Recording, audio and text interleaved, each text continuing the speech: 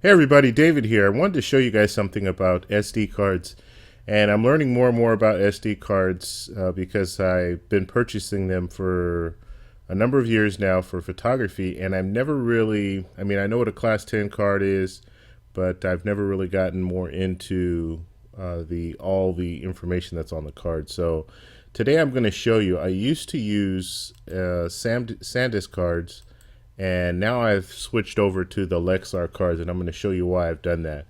So first off, here is the SanDisk card that I usually or used to use, and it's 95 megabytes, and it's a Class 10 card and 32 gig card.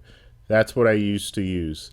As you see here, price for this card is $24.95 on Amazon, and it generally stays around that amount. Now I started looking around, just doing a little shopping, and I see that they have Lexar cards, same 95 megabytes and 32 gig card, and it's $17.95. So the card is cheaper. Now you don't always want to go with the cheapest. I understand that, but with Lexar cards, they're a very good. It's a very good option, and I did purchase a Lexar card probably about 6 months ago. I've been using it to shoot weddings and stuff like that, and the card is great. I haven't had any issues with the card at all. Nor have I had any issues with the SanDisk cards. But just seeing, you could save $7 just by buying the Lexar cards.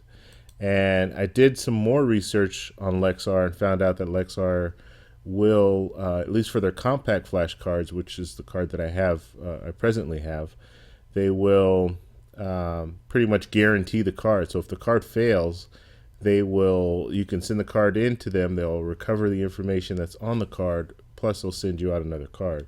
So they're guaranteeing their product, which is really good. And so I looked around a little bit further. I was just curious. So this is $17 now. If I wanted to go the next step higher, which would be, let's see, it'd be this card right here.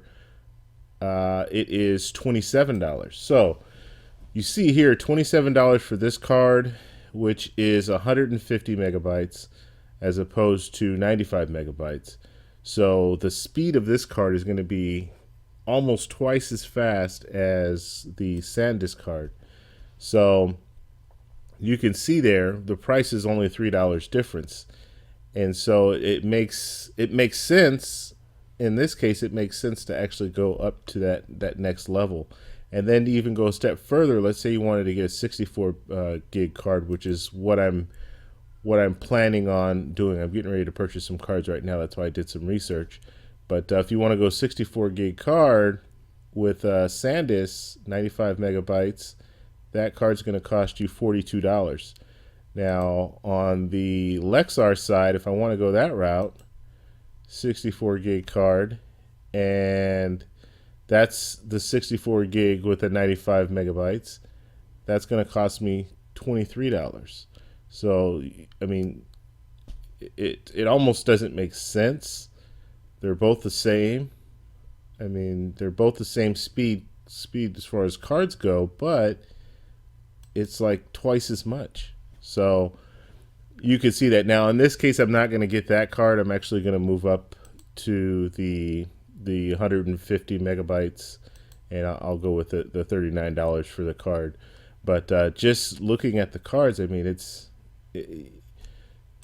essentially for a 64 gig card, a Lexar card, you can get it for $23, and that's the price of a 32 gig Extreme Pro SanDisk card. So just thought I might throw that out there just so you guys can kind of see what's going on in the card world.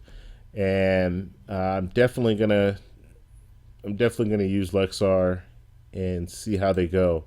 Like I said, I have a card already, and it's worked fine. So anyhow, that's all I have for you guys today. Please comment, rate, subscribe, and I'll talk to you in the next one. Bye.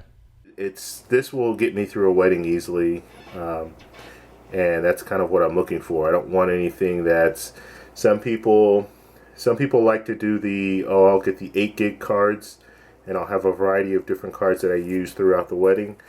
Uh, I'm really not into that. I mean, it does have, their reasoning behind it is if one of the cards fails, at least I have information on some of the other cards that I can use.